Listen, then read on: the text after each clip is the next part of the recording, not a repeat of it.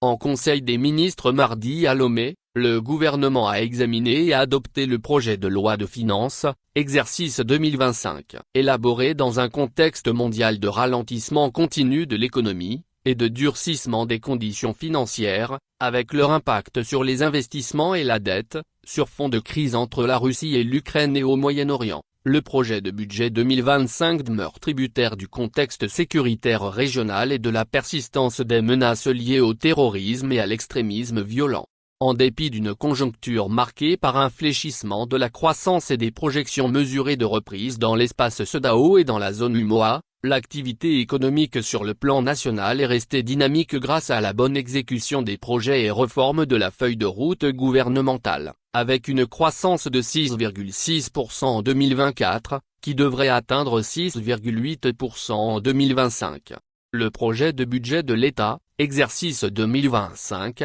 s'équilibre en ressources et charges pour un montant de 2394,2 milliards de francs CFA contre 2179,1 milliards de francs CFA dans la loi de finances de l'année 2024, soit une hausse de 9,9%. Ayant passé le cap des 2000 milliards de francs CFA pour la première fois en 2024, le budget de notre pays poursuit sa dynamique de croissance, avec la priorité accordée au volet social qui représente 49,7% des dépenses budgétaires, contre 48% précédemment, peut-on lire dans le compte-rendu Conseil des ministres. L'accent demeure mis sur la réponse aux défis sécuritaires pour défendre le territoire national et protéger les populations, tout en renforçant l'inclusion sociale et économique, pour accroître la satisfaction des besoins des populations et le soutien aux couches vulnérables de notre société. La poursuite des réformes pour l'assainissement des finances publiques devrait continuer de produire des effets bénéfiques,